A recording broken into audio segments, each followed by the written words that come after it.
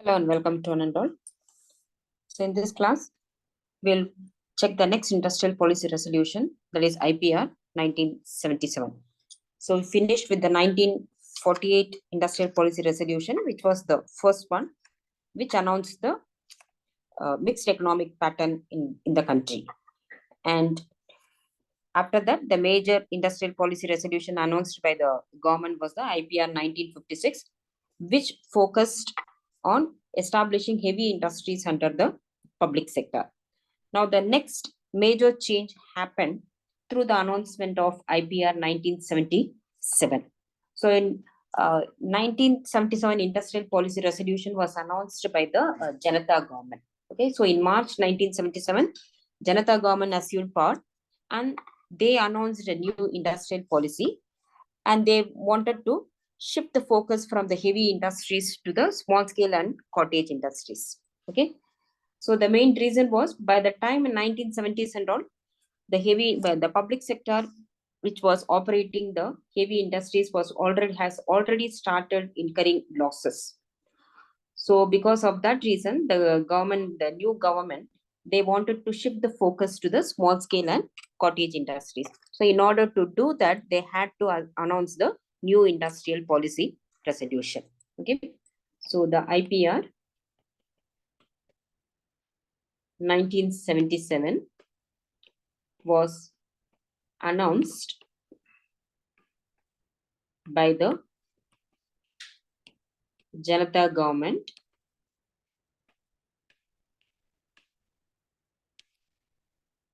on 23rd December 1977. So the main features of this policy was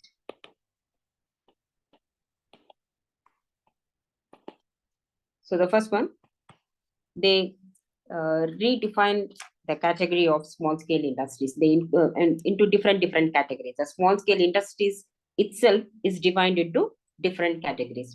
So that is the first. So small scale industries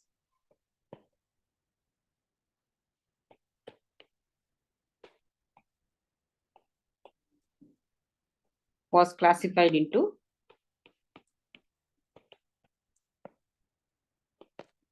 three categories. So the first one,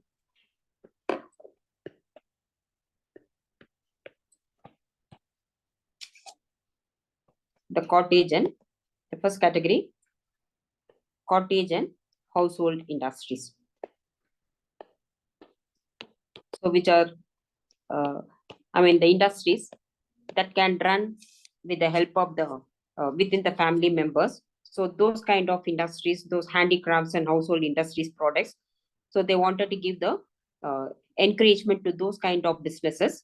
So the cottage and household industries were defined separately. And next thing, for the first time, they introduced the concept of tiny unit. So tiny unit. So this is a new concept, new sector announced by the Janata government. So new sector announced by the government. So a tiny unit at that point of time is, at that point of time was, that is any unit with an investment of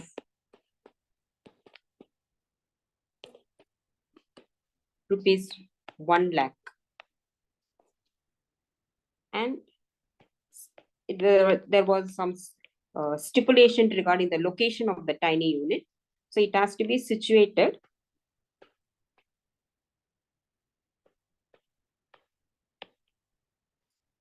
in towns or villages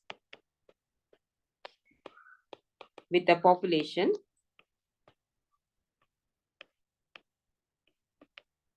not exceeding 50,000. But of course, now recently this capital limit is also increased, and this location limit is, there is no stipulation regarding the population constraint now. So now the tiny unit can be situated anywhere. But anyway, this concept of tiny unit was the introduction of the invention of the Janata government in 1977. Okay. Then the third category is the small scale units. So separately, small scale units, tiny units, and the cottage industries. So that's how the small scale sector was divided by the Janata government. So the small scale industrial unit, at that point of time, the investment limit fixed was rupees 10 lakhs.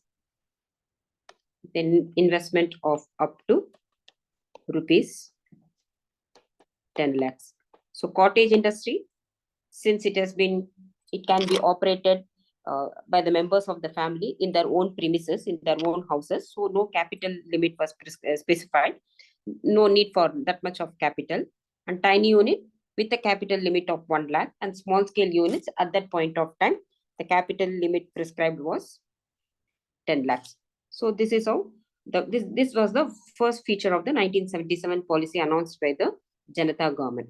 So their main focus is to whatever can be done to encourage the small businesses. All those things were favored by the Janata government. So in connection with that, it was proposed by the government to set up something called as the district industrial centers, popularly called as the DIC.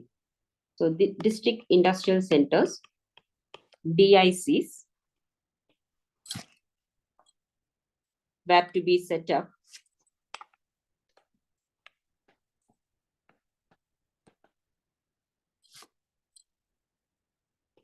in each district.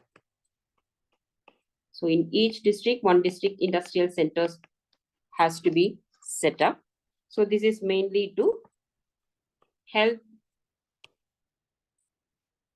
in the development of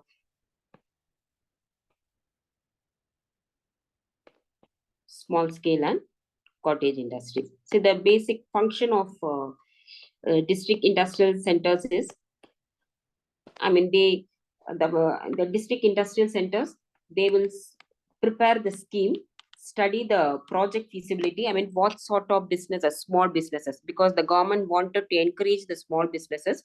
So in order to motivate the small entrepreneurs to set up their own unit, the district industrial centers, they study the feasibility of the project. So in the sense that they prepare the scheme, which sort of businesses are feasible, and from where they can get the raw materials, from where they can obtain the credit loan at a lesser rate, and how they can market their product. In short, whatever the matters related to the establishment of small businesses, all those information will be collected and supplied to the small entrepreneurs, so that they will be motivated, they will be encouraged to establish the small business. See, it is difficult for the small businessmen, the entrepreneurs on their own, to find out all these matters. So district industrial centers, they collect all the information, how to run a small businesses, what sort of business they can operate, whether which sort of business is feasible, from where they can obtain the loan, from where they can obtain the raw materials. So all those in the small industrial related matters will be collected by these district industrial centers, and that will be provided to the small businessmen, and indirectly they will be motivated and they will be encouraged to set up their own units. So that is the function of district industrial centers. So as per this policy, one district industrial center has to be developed in each and every district across the country. Okay, that is the second feature. And the third one, what they proposed is handloom sector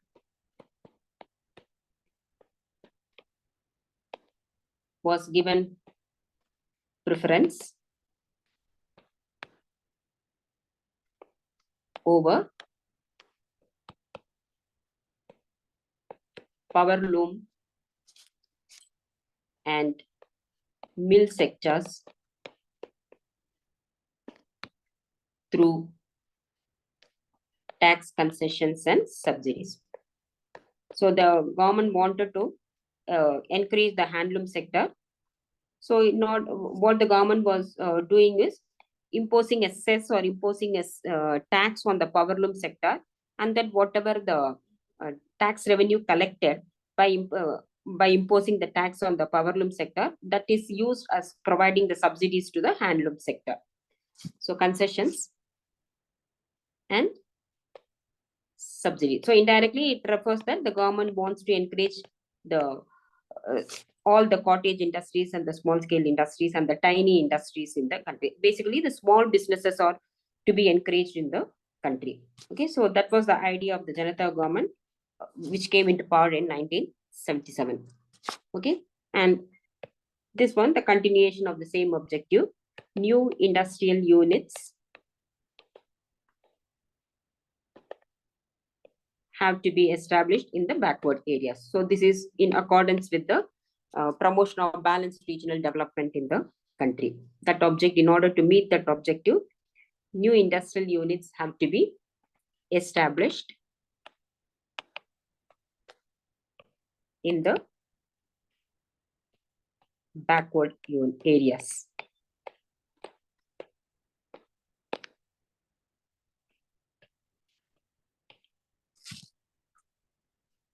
To reduce the regional imbalances. This is one of the objectives which is constant, which is followed by any government which has been ruling at the center.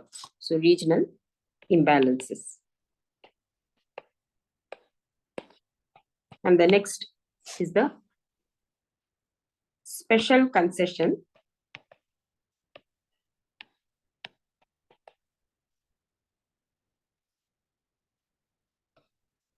or special fiscal concessions, special fiscal concessions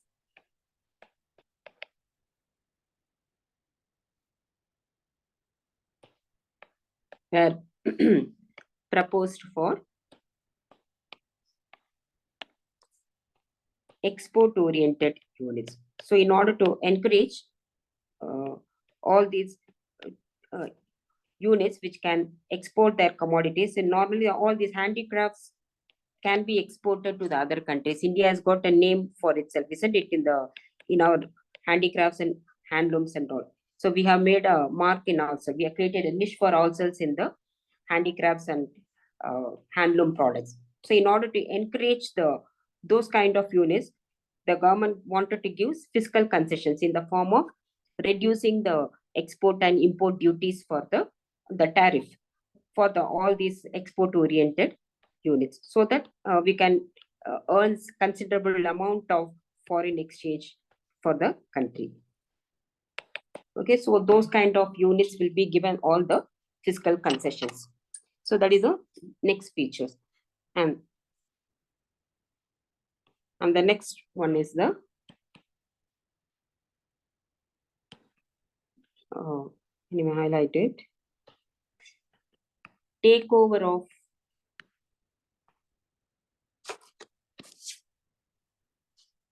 sick units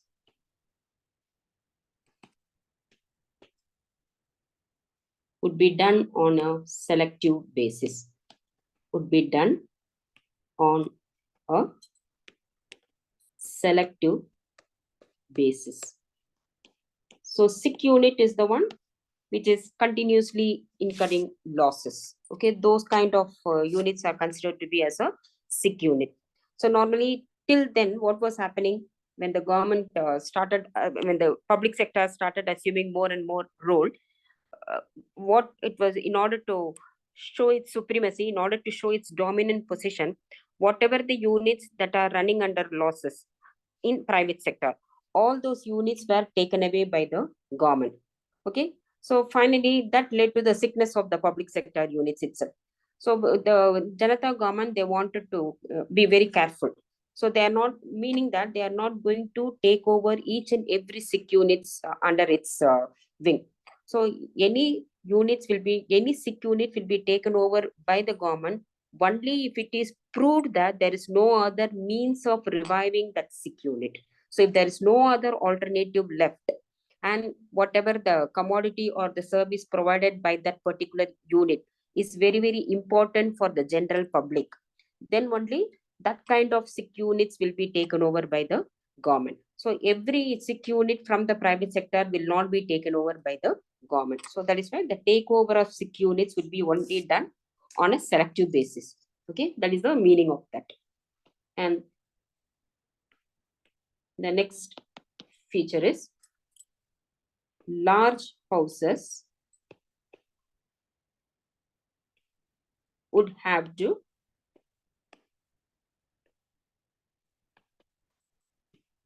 rely on their own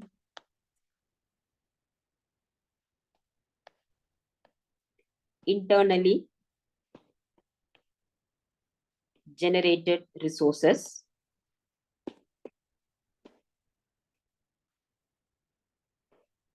for financing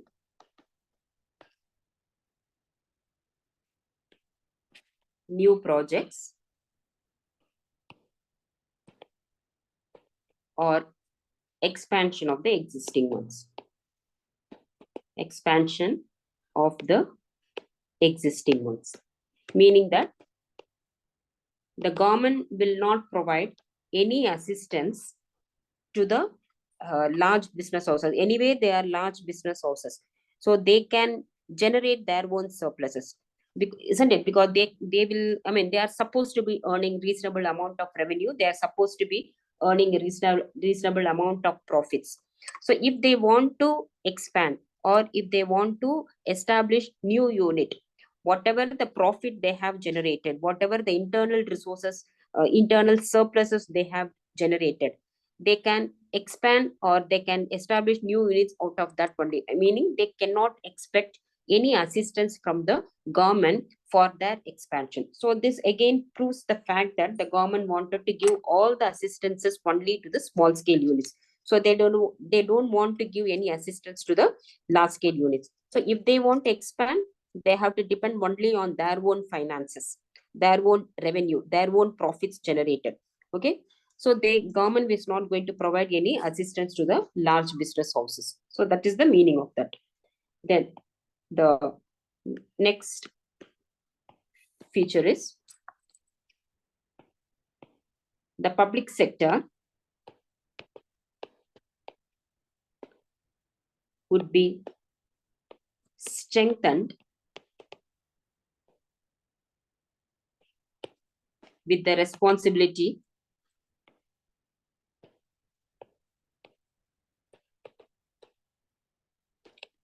of encouraging the development of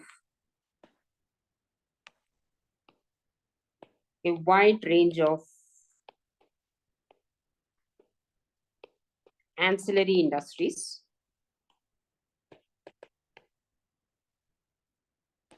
under small scale sector. So this one, this is indirectly refers to the fact that both the small scale industries and the large scale industries, they have to be, there should not be any competition between the small scale industries and the large scale industries. They have to both work as a complementary to each other. So if this one, the public sector would be strengthened with the responsibility of encouraging the development of wide range of ancillary industries. So most of the public sector units, they come under the category of large scale units. Okay. So these large scale units, they need all the assistance. They say they need the servicing work, they need the support of the ancillary industries. Because what is the ancillary industry? So ancillary industries are the one that provide the servicing work to the main industry, and they provide the spare parts, the raw materials, the components, the tools, all those things to the main industry. So if the public sector, if they are encouraging the establishment of ancillary industries, so that the ancillary industries will provide all the services to the main public sector, which is the large scale industry. So if this is, I mean, the large scale public sector industry, they have to provide all the assistance to the ancillary industries, so that the ancillary industries would be functioning as a complementary to the large scale industry. So they would be providing all the spare parts. They would be supporting the large scale industry. They will providing the workshop of the servicing work to the main industry. So in that way, ancillary, the large scale industries would be encouraging the development of ancillary industry, which is coming under the category of small scale industry. So by this, both the public sector, the large scale industry will also be strengthened. At the same time, the small scale industries will also be developed side by side. So that is the idea behind encouraging the ancillary industries in the country. Okay, then the next feature is, in order to promote technological self-reliance.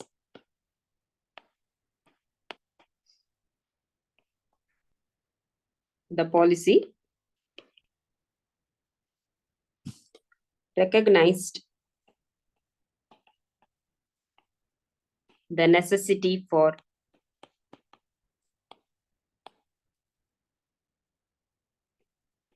continued inflow of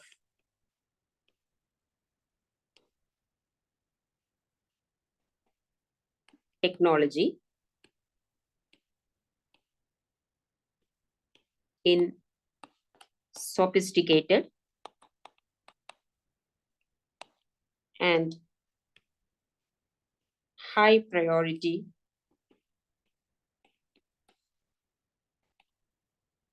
areas where Indian skills and technology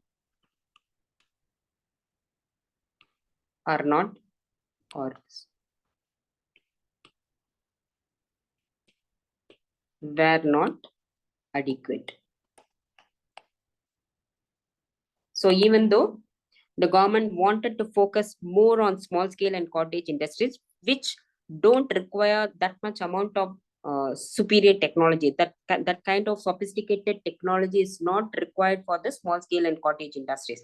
But by this time, the country was already having the large industries, which are having the, I mean, the main industries with sophisticated technology. And wherever it is, so you cannot just like that shut down all those industries, isn't it? Already those large industries are established right from 1956 onwards. So those industries, just like that, the government cannot shut down all those industries. So wherever that high priority, very, very important areas, important industries, which are very, very useful for the development of industries in the country.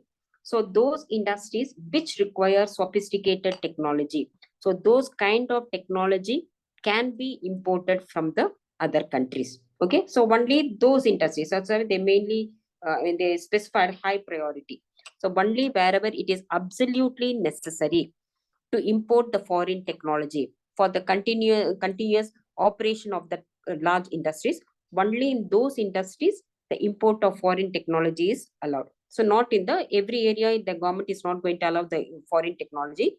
Only in the high priority industries, sophisticated technology is required, which cannot be done with our domestic technology, with the domestic, by the domestic entrepreneur. So in all those areas, the government will allow the foreign technology. Okay, so these were all the main features of 1977 policy. So you can clearly see that I mean, how the pattern of industrialization shifted. So when if you have to conclusion, so you can say that thus IPR 1977. So it clearly shifted the focus from the large scale industries, which was there in 1956 policy, to the small scale and cottage industries. So shifted the importance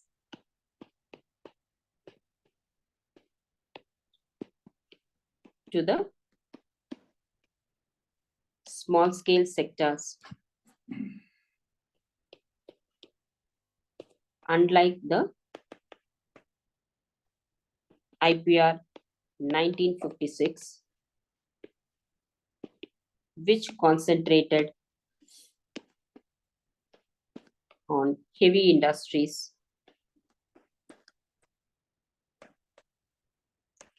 and the public sector.